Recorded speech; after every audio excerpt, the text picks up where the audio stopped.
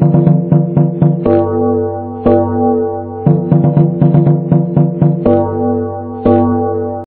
Students, कैसे हैं आप? सब बढ़िया हैं, मज़े में हैं। और काफ़ी दिन हो गए मुझे शायद वीडियो डाले हुए, 2-3 दिन हो गए जो आपकी वीडियो नहीं आई है आई थिंक। तो कुछ एजेंसी मुझे आ गई थी, तो इस वजह से मैं टाइम नहीं लग पाया मुझे वीडियो डालने का, तो उसके लिए आई एम सॉरी।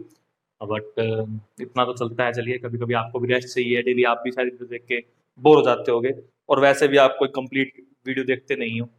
1-2 मिनट के लिए देखी, 4 मिनट के लिए देखी, काम चल गया, इतने आप देखते, तो कोई खास इतना सारा को लॉस हुआ भी नहीं होगा, लगता भी नहीं होगा कि हमारा कुछ लॉस हो रहा है। जो बच्चे डेली कंप्लीट वीडियो देख रहे हों तो हम माने कि भाई उनका लॉस होता है, लेकिन जो बच्चे वीडियो ही नहीं देखते हैं कंप्लीट, जिनको देखनी ही 2 मिनट 4 मिनट की होती है, उनको क्या लॉस होना है ना।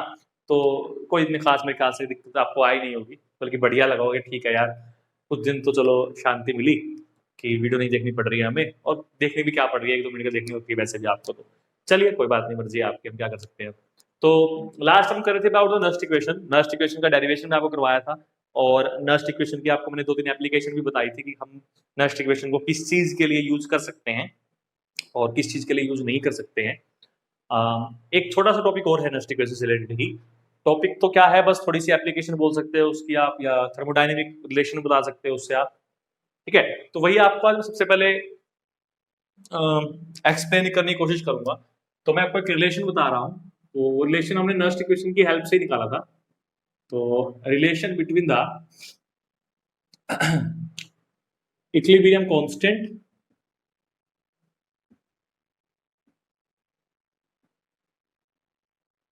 And standard EMF of a cell. सिर्फ स्टैंडर्ड के लिए है भाई ये रिलेशन, नॉर्मल ईएमएफ के लिए इसको हम यूज नहीं करते हैं।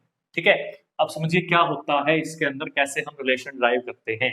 सुनिए, देखिए, मान लीजिए जिंक था हमारे पास, जो सेल था हमारे पास, उसमें ये होता था कि जिंक जो है वो अपने इलेक्ट्रॉन लूज करता था और जिंक 2 पॉजिटिव बनाता था, है ना, कुछ इस तरह ही होता था। और कॉपर जो करता था, कॉपर के आयंस जो है वो इलेक्ट्रॉन को एक्सेप्ट कर लेते थे और कॉपर बना लेते थे। ये रिएक्शन इसलिए होती थी क्योंकि इनके इलेक्ट्रोड के पोटेंशियल में बहुत फर्क है। इसका रिडक्शन पोटेंशियल बहुत हाई होता था और इसका रिडक्शन पोटेंशियल बहुत लो होता था।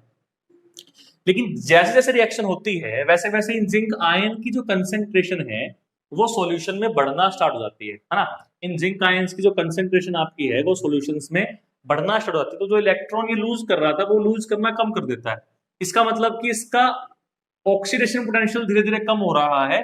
तो अगर ऑक्सीडेशन पोटेंशियल कम होता है तो रिडक्शन बढ़ता है, तो ये वाली वैल्यू क्या हो गई, फिर धीरे धीरे बढ़नी स्टार्ट हो गई। अब नॉर्मल सी बात है भाई कि अगर इसका इलेक्ट्रॉन नहीं मिल रहा है तो ये खुद क्या करता है, इलेक्ट्रॉन लूज करना स्टार्ट कर देता है। तो इसका मतलब यहां से क्या हो रहा है कि इसका रिडक्शन पोटेंशियल क्या हो रहा है, धीरे धीरे लो हो रहा है। तो धीरे धीरे जब जब जैसे जैसे रिएक्शन बढ़ रही है आपकी, वैसे वैसे हो रहा है कि एनोड का रिडक्शन पोटेंशियल बढ़ रहा है और कैथोड का रिडक्शन पोटेंशियल घट रहा है। तो एक टाइम ऐसा आएगा, एक स्टेज ऐसी आ जाएगी कि दोनों की इलेक्ट्रोड पोटेंशियल की वैल्यू जो है वो सेम हो जाएगी, है ना। और जिस सिचुएशन पर ऐसा होगा वहां पर सेल काम करना बंद कर देगा, क्योंकि पोटेंशियल तो सेम हो गया। सेल तो काम ही तब करता है जब पोटेंशियल में डिफरेंस होता है, और अगर पोटेंशियल में डिफरेंस ही नहीं है तो सेल काम कैसे करेगा, है ना। तो वही हमें देखना है कि उस सिचुएशन को क्या बोल रहे हैं हम। उस सिचुएशन ये बोल रहे हैं कि वो इक्विलिब्रियम सिचुएशन पे आ गया। यानी कहने का मतलब ये हो रहा है वो कि जिंक प्लस Cu2 पॉजिटिव की जो प्रोसेस है वो अब आपकी इक्विलिब्रियम में आ गई है। ठीक है, वहां सब Cu प्लस Zn2 पॉजिटिव बनता है, वो प्रोसेस आपकी इक्विलिब्रियम पे आ गई है। नस्ट इक्वेशन में आपको क्या बताई थी, नस्ट इक्वेशन आपको मैंने ये बताई थी कि जो हमारा E होता है वो E note minus 0.0591 divide by n logarithm of Q के इक्वल होता है ना। और Q क्या था, कोशेंट था, कोशेंट कोएफिशिएंट था। और कोशेंट कैसे निकाल देते हैं हम, कंसंट्रेशन ऑफ प्रोडक्ट। हमारे केस में कंसंट्रेशन क्या है, Zn2 पॉजिटिव आयन और Cu divide by concentration of Cu2 positive ion and zinc. ठीक है, ये तो 1 हो जाएंगे। ठीक है, तो सिर्फ क्या बचेगा, Zn2 positive ion divide by Cu2 positive ion. Okay, तो ये आपका Q के इक्वल आ गया, है ना। अब जब हमारी प्रोसेस इक्विलिब्रियम में होती है भाई, उस टाइम पे हमारा जो ये Q है, ये जो Q है हमारा, ये इक्वल K के बन जाता है, इक्विलिब्रियम कांस्टेंट के इक्वल बन जाता है जब Q हमारा जो है वो जब प्रोसेस हमारी क्या है, वो इक्विलिब्रियम में। तो इसका मतलब मैं यहाँ पर क्या लिख सकता हूँ, यहाँ लिख सकता हूँ मैं E is equal to E nought minus 0.0591 by में n और log k बन जाएगा, बन जाएगा। अब इक्विलिब्रियम पे क्या होता है भाई, जो ये वाला पोटेंशियल है वो जीरो हो गया है, सेल काम ही नहीं कर रहा है, तो ये जीरो हो गया है। अगर ये जीरो हो गया है तो हमारा ई नोट क्या आएगा, is equal to 0.0591 divide by n logarithm of k. So this is the relation between the standard EMF of the cell and equilibrium constant. ठीक है, तो इसको हम दूसरे तरीके से भी निकाल सकते थे वैसे, लेकिन ये तरीका ज्यादा बेटर है, आपको रीजन समझ में आना चाहिए। देखिए हम ये पढ़ते थे कि डेल्टा जी जो होता है वो माइनस, डेल्टा जी नोट जो होता है वो आपका minus n F E nought के इक्वल होता है। तो अगर मैं ई नोट की वैल्यू यहां पुट कर देता हूं तो ये आपके पास बनेगा माइनस 0.0591 बाय में एन इंटू में एन एफ और लोगरिथम ऑफ के। तो ये n से ये n कैंसिल हो गया। अब ध्यान से देखिए जो हमारी ये वैल्यू आती थी भाई, इसमें f भी इन्वॉल्व होता था, तो अगर हम उसको भी खत्म कर दें तो हमारे पास क्या बचता है, हमारे पास बचता r और t। f तो खत्म कर दिया, बाकी वाली तो r की और t की बच गई हमारे पास, है ना। तो rt को मैं खोल लिया भाई, rt बच गया, f से f भी कैंसिल हो गया, तो क्या बचा, logarithm of k is equal to delta G nought, है ना। यहां से वापिस यहां पहुंच सकते हैं और यहां से वापिस यहां पहुंच सकते हैं। तो ये रिलेशन हमने 11th क्लास के अंदर थर्मोडायनामिक्स में पढ़ा था, और ये जो रिलेशन हमने है ये हमने इक्विलिब्रियम में जब पढ़ा था 11th के अंदर ही। तीन कंडीशन आपको दी जाती थी कि क्यू की वैल्यू के से कम कब होगी, के इक्वल कब होगी, के से ज्यादा कब होगी, है ना। के ज्यादा तब होगी जब रिएक्टेंट का अमाउंट ज्यादा है, प्रोडक्ट का कम है। ग्रेटर कब होगी, जब प्रोडक्ट का ज्यादा है और रिएक्टेंट का कम है। और इक्वल कब होगी, जब दोनों का इक्वल बन गया, है ना। तो उस केस में क्यों आपका किसको आ गया, के इक्वल आ गया। ठीक है, तो ये था आपका एक टॉपिक। जो रिलेशन आपको यूज करना है, जो न्यूमेरिकल्स में आपको यूज करना है, वो ये फॉर्मूला यूज करना है। ध्यान रखिएगा भी ये सिर्फ स्टैंडर्ड के लिए है, आप ये नहीं लिख सकते हो कि ई जो होता है वो 0.0591 डिवाइड बाय एन log के इक्वल होता है, नहीं, ये गलत है, ये नहीं हो सकता, सिर्फ और सिर्फ स्टैंडर्ड के लिए ही होगा। तो ये आपका रिलेशन था। अब इसको साफ करने के बाद मैं आपको कुछ न्यूमेरिकल्स दूंगा जो कि रिलेटेड होंगे आपके नस्ट इक्वेशन से या ईएमएफ से, कि आपको ईएमएफ कैलकुलेट करना है।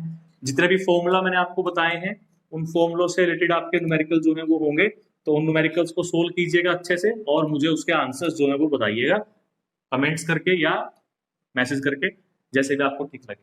ठीक है, तो ये है आपके क्वेश्चन, इनको ट्राई कीजिएगा अच्छे से और इनका स्क्रीनशॉट जो है वो ले लीजिएगा, और जितने भी क्वेश्चन आपसे होते ट्राई कीजिए, बहुत इंपॉर्टेंट क्वेश्चन है सारे के सारे। ठीक है, तो चलिए फिर अब हम आपका नेक्स्ट टॉपिक जो है वो स्टार्ट करते हैं। एक बिल्कुल छोटा सा फॉर्मूला है अभी आपका, कई बार आपके कंपटीशन एग्जाम्स के अंदर जो है वो आ जाता है, और वो फॉर्मूला क्या है आपका, वो फॉर्मूला है आपका बेसिकली टेम्परेचर कोफिशिएंट। टेम्परेचर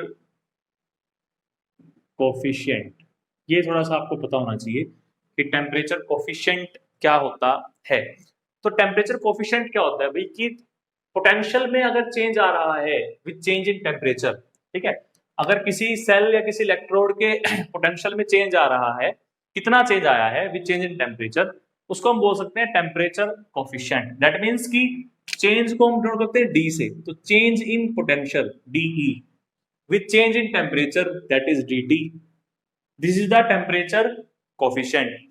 अब ये इक्वल किसके होता है हमारे पास, ये इक्वल हमारे पास होता है that is E of E और E ऑफ I इनिशियल, ठीक है, और divide by T of E और T ऑफ I। ठीक है, तो ये आपका फॉर्मूला होता है। इसका देखिए यूज कहां हो सकता है, बेसिकली इसका यूज आपको हो सकता है, देखिए इक्वेशन होती है Gibbs Helmholtz equation, delta G equal to delta H plus T curly delta G by में डेल्टा टी। ये आपकी कुछ इक्वेशन ऐसी ऐसी जो है वो होती है, ठीक है, एट कांस्टेंट प्रेशर। ये थर्मोडायनामिक्स में आपको पढ़ाई जाती थी 11th के अंदर।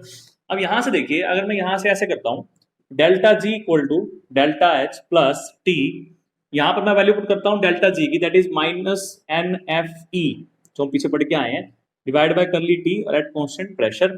तो यहाँ से डेल्टा एच, ये हमारा क्या हो, देखिए अब यहाँ से माइनस को बाहर ले लीजिए, एन भी हमारा कांस्टेंट रहेगा, एफ भी हमारा कांस्टेंट रहेगा। तो यहाँ से हमारे पास क्या बनता है, यहाँ से हमारे पास बनता है करली ई बाय करली T at constant pressure, this is temperature coefficient. Okay, अब एक ट्रिक और कर सकते हो आप, देखो डेल्टा जी हमारा क्या होता है, डेल्टा जी हमारा होता है delta H minus T delta S, ठीक है, ये हमारा होता है।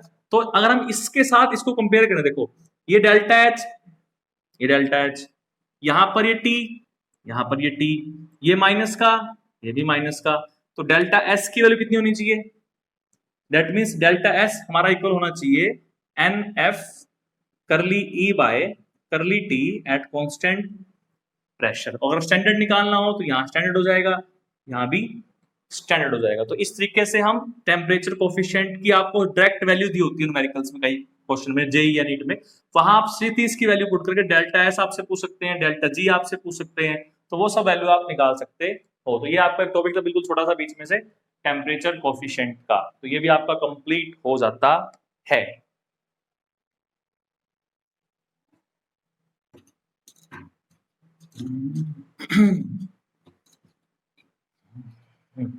उसके बाद जो हमारा नेक्स्ट टॉपिक अब आता है वो हमारा आता है, हम बिल्कुल अब इसके चैप्टर के बिल्कुल लास्ट में अब हम पहुंच गए हैं। तो अब हम बात कर रहे हैं, स्टार्ट कर रहे हैं अबाउट द कमर्शियल सेल और बैटरी। ये बहुत इंपॉर्टेंट और बिल्कुल लास्ट तो नहीं, मतलब हम बिल्कुल सेकंड लास्ट टॉपिक पे पहुंच गए हैं। कमर्शियल सेल्स और बैटरीज के बारे में हमें पढ़ना है। यहाँ से भी आपको बोर्ड में क्वेश्चन मिलता है श्योरली 3 मार्क्स का, और करना आना चाहिए। 2 मार्क्स का भी आपके यहाँ से आता है, 2 मार्क्स भी आता है, 3 मार्क्स भी आता है, दोनों आते हैं, तो वो आपको अच्छे से आना चाहिए। कुछ बोर्ड के अंदर, कुछ स्टेट बोर्ड के अंदर तो ये बेसिकली 3 मार्क्स में देते हैं, लेकिन सीबीएसई के अंदर ये बेसिकली देखा गया है वो 2 मार्क्स और 3 मार्क्स दोनों में देखा गया है। तो यही सेल आपको पढ़ने हैं या बैटरी में पढ़नी है, तो यही इस चैप्टर का सबसे इंपॉर्टेंट पार्ट है भाई। यहाँ से आपको क्वेश्चन जो है वो देखने को मिलेंगे। अब वो क्वेश्चन क्या क्या है, वो सेल क्या क्या है, वो हमें पढ़ने हैं। देखिए 3 तरह के सेल होते हैं भाई, मेनली 2 ही तरह के होते हैं, 3 तरह तो नहीं होते हैं, बट मेनली 3 तरह के माने गए हैं। एक तो आपके होते हैं जिनको हम बोलते हैं प्राइमरी बैटरी या प्राइमरी सेल, ठीक है। मैंने आपको स्टार्टिंग में कहा था बिल्कुल कि केमिस्ट्री के अंदर में सेल और बैटरी एक ही माननी है, सेल हो या बैटरी हो मतलब एक ही, ओके। तो प्राइमरी सेल हो गया। इसके बाद हम पढ़ते हैं सेकेंडरी सेल, ठीक है, और एक अलग से हम पढ़ते हैं फ्यूल सेल। ये बहुत इंपॉर्टेंट है, मेरा फेवरेट है फ्यूल सेल। क्यों फेवरेट है वो आपको जब मैं फ्यूल सेल पढ़ाऊंगा तब बताऊंगा कि मेरा फेवरेट फ्यूल सेल क्यों है, ठीक है।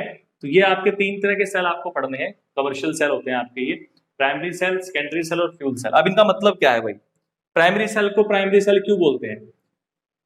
अगर आपने कभी देखा हो घर में आपके रिमोट के अंदर जो सेल होता है वो एक बार यूज हो गया तो हो गया, उसके बाद उसको वापस यूज नहीं कर सकते हैं, खराब हो जाता है वो।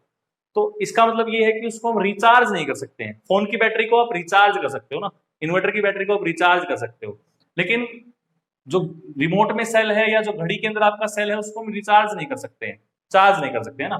तो इसका मतलब ये है कि ऐसे सेल जिनको हम वापस से रिचार्ज ना कर सकें, चार्ज ना कर सकें, उनको हम बोलते हैं प्राइमरी सेल, जो एक ही बार यूज होने लायक है। एक ही बार यूज होने का मतलब ये है कि रिएक्टेंट से प्रोडक्ट बनेगा जितना बनेगा, मतलब रिएक्शन एक तरफ होती रहेगी, एक डायरेक्शन में होती रहेगी और उसे एनर्जी निकलती रहेगी, वो हमने यूज कर ली। जब सारे का सारा रिएक्टेंट प्रोडक्ट में कन्वर्ट हो जाएगा तो उस प्रोडक्ट को हम वापस रिएक्टेंट में नहीं ला सकते हैं। तो ऐसे सेल को हम बोलते हैं प्राइमरी सेल, ठीक है, जो हम क्या कर सकते हैं, विच कैन ओनली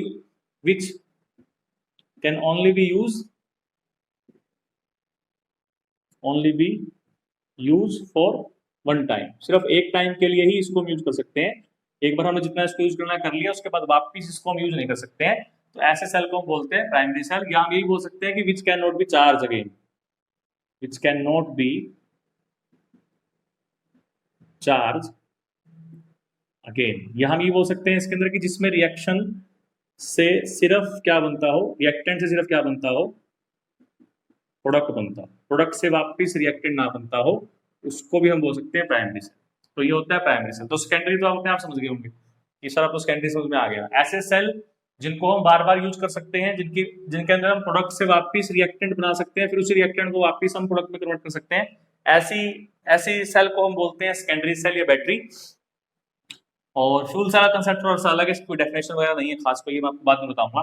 बट पहले आपको प्राइमरी सेल और सेकेंडरी सेल के बारे में पता होना चाहिए कि प्राइमरी सेल क्या होता है और सेकेंडरी सेल आपका क्या होता है। ठीक है, प्राइमरी सेल जो हमें पढ़ने हैं भाई, वैसे तो बहुत बहुत तरह के प्राइमरी सेल हमारे आसपास अवेलेबल हैं, लेकिन दो प्राइमरी सेल आपको बहुत अच्छे से जो है वो पढ़ने होते हैं। एक तो आपको पढ़ना होता है ड्राई सेल, यहां से आपके लिए क्वेश्चन आता है ड्राई सेल से। ठीक है, और दूसरा जो सेल आपको पढ़ना होता है भाई, दूसरा सेल आपका होता है मरकरी सेल। ये दो सेल के बारे में हमें पढ़ना है। इन दोनों सेल के अंदर में क्या क्या पढ़ना है, एक तो उनकी कंस्ट्रक्शंस पढ़नी है, कैसे बनते हैं, दूसरे में कौन सा इलेक्ट्रोलाइट हम यूज करते हैं, इलेक्ट्रोड कौन सा हम यूज करते हैं, क्या रिएक्शन होती है, ये तीन चार बातें आपको पढ़नी होती हैं। ठीक है, एक तो इलेक्ट्रोलाइट्स के बारे में पढ़ना होता है कि कौन से इलेक्ट्रोलाइट हम यूज करते हैं, दूसरा इलेक्ट्रोड आपको पता होना चाहिए कि कौन सा इलेक्ट्रोड एनोड है, कौन सा इलेक्ट्रोड कैथोड होता है, और तीसरा सबसे इंपॉर्टेंटली रिएक्शन आपको पता होनी चाहिए इसकी। ठीक है, कि क्या रिएक्शन इसकी होती है। ओके, तो ये आपका होता है ड्राई सेल के बारे में। सेम बात आपको मरकरी सेल के बारे में बतानी है कि इलेक्ट्रोलाइट कौन सा है, इलेक्ट्रोड कौन सा है और क्या रिएक्शन होती है। ठीक है, तो ये आपके प्राइमरी सेल के दो बहुत इंपॉर्टेंट एग्जांपल्स में आते हैं। वैसे तो बहुत सारे एग्जांपल होते हैं, बट ज्यादातर आपके जो सिलेबस में आते हैं वो यही दो आते हैं। एक अलग से आप बटन सेल भी पढ़ सकते हो भाई, कुछ बुक्स के अंदर मरकरी सेल को ही बटन सेल बोला हुआ है, गलत है। मरकरी सेल अलग होता है, बटन सेल अलग होता है। तो बटन सेल के बारे में ये भी आप पढ़ सकते हो, जो आपको अलग से पढ़ना है। ठीक है, तो ये तीन सेल हैं, मैं तीसरा शायद कोशिश करूंगा बटन सेल भी पढ़ा दूं, अगर मेरे पास टाइम हुआ तो मैं रिएक्शन बता दूंगा क्या होती है इसकी फटाफट। बट अगर टाइम नहीं बचा मेरे पास तो फिर मैं आपको सिर्फ दो ही बता पाऊंगा, तीसरा आपको अपने आप सर्च करना पड़ेगा। हाँ, मुझसे एक्सप्लेनेशन पूछ सकते हो बाद में आप कमेंट्स में या मैसेज करके, वो मैं बता सकता हूँ, कोई दिक्कत नहीं है। फिर आता है आपका सेकेंडरी सेल। सेकेंडरी सेल भी आपको दो तरह के पढ़ने हैं। एक जो बहुत इंपॉर्टेंट, बहुत ज्यादा इंपॉर्टेंट है, वो है लेड स्टोरेज बैटरी। जो घरों में आपके इन्वर्टर की बैटरी होती है, ये इसी बैटरी का मॉडिफाइड रूल है। स्टार्टिंग में यही बनती थी, उसके बाद अब उसको मॉडिफाई कर दिया गया, इलेक्ट्रोड चेंज कर दिए गए हैं, इलेक्ट्रोलाइट चेंज कर दिया गया, बट सबसे पहले बेसिक्स जो बनाई गई थी वो यही बनाई गई थी, लेड स्टोरेज बैटरी। ओके, और इसमें आप एक और पढ़ सकते हो निकैड बैटरी, आजकल ये बहुत यूज होती है निकैड बैटरी भी। तो ये दो सेल आपके होते हैं जो आपके सेकेंडरी सेल में आते हैं। इनकी भी वही कंस्ट्रक्शन, इलेक्ट्रोलाइट क्या है, इलेक्ट्रोड क्या है, रिएक्शन क्या होती है, वो पता होना चाहिए आपको। और फिर आपका फ्यूल सेल बचता है बस एक। तो ये टॉपिक आपका है बैटरी का, जो हमें पढ़ना है अच्छे से। और इसके बाद हम सीखेंगे आगे अबाउट द एक लास्ट टॉपिक हमारा आएगा कोरोजन।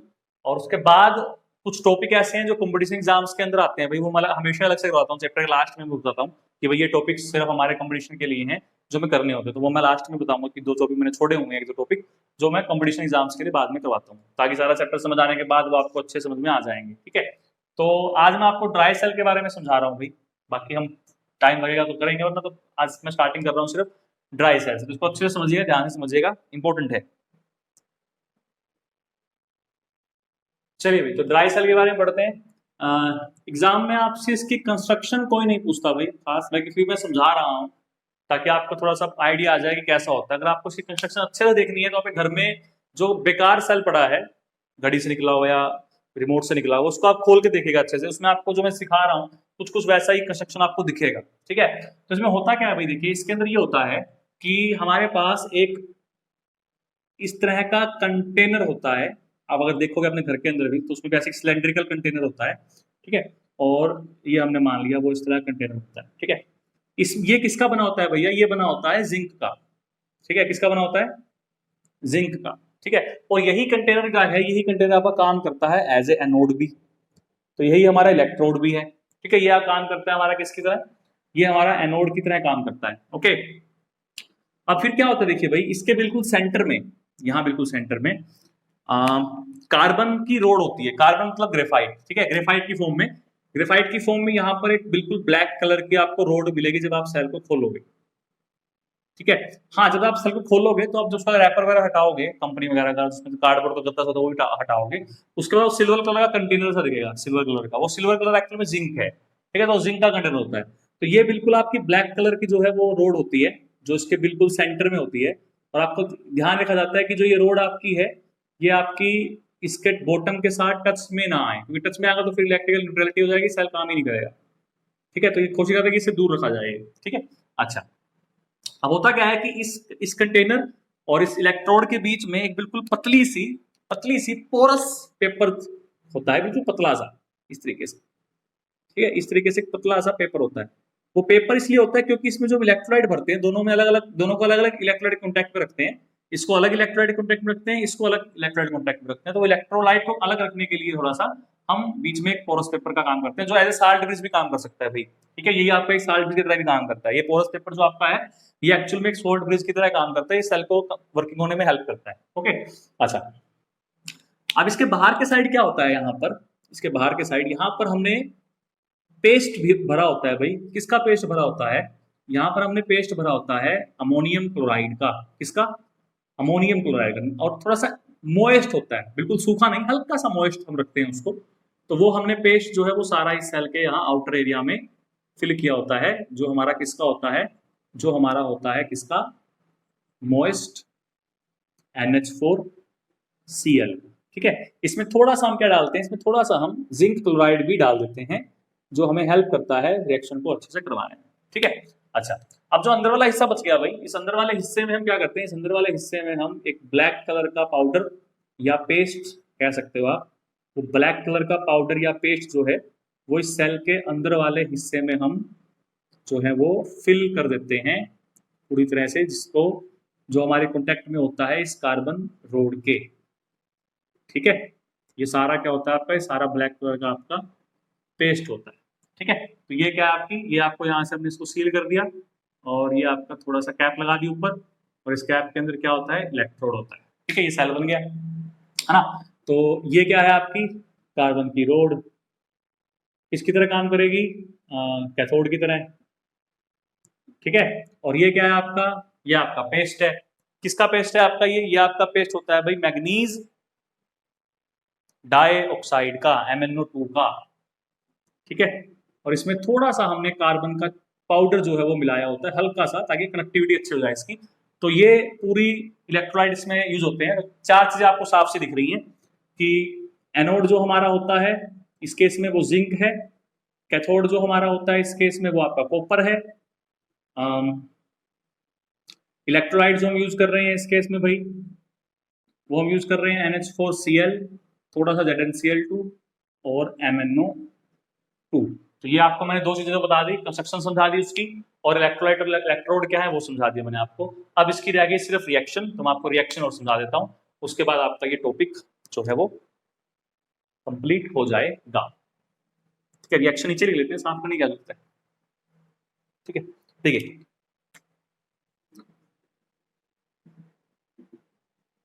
रिएक्शन, अब इसमें रिएक्शन क्या लिखोगे आप, देखिए जिंक जो है वो क्या करेगा, नोड है, नॉर्मल सिंपल जिंक तो बस अपने जिंक के इलेक्ट्रॉन यूज करेगा,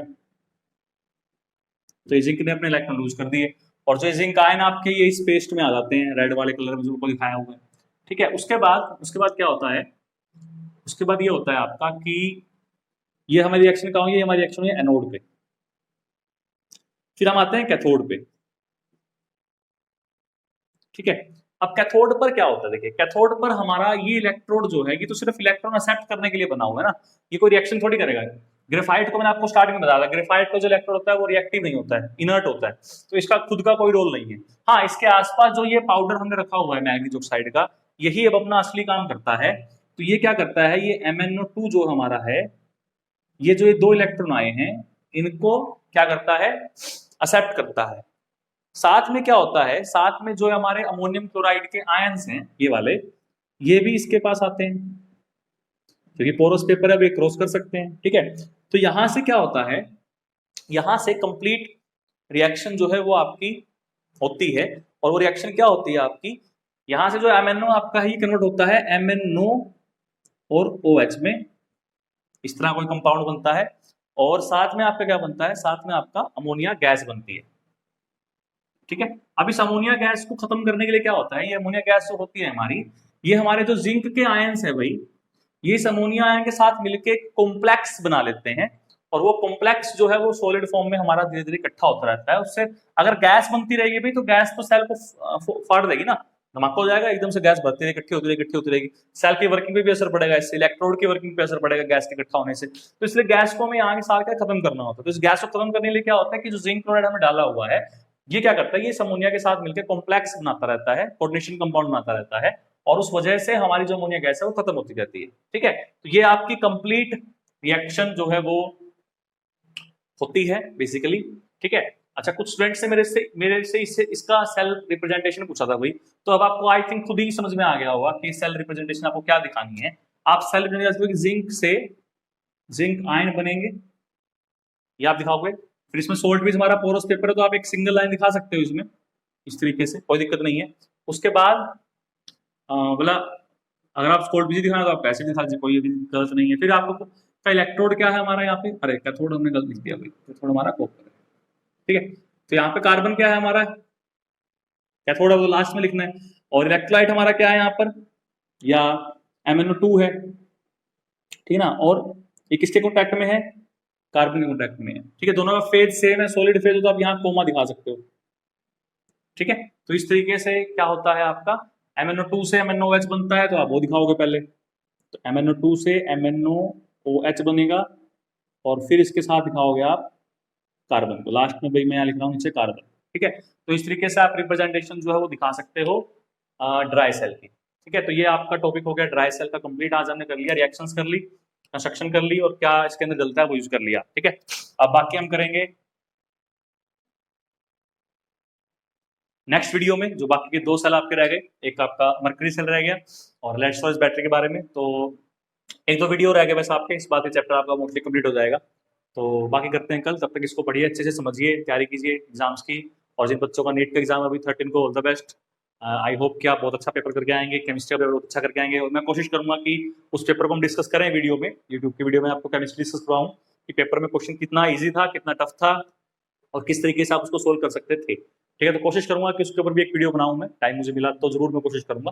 लेकिन आज के लिए इतना काफी है, तो चैनल के साथ बने रहिए, शेयर कीजिए चैनल को, लाइक भी कीजिए, सब्सक्राइब भी कीजिए, कमेंट भी कीजिए। All the best.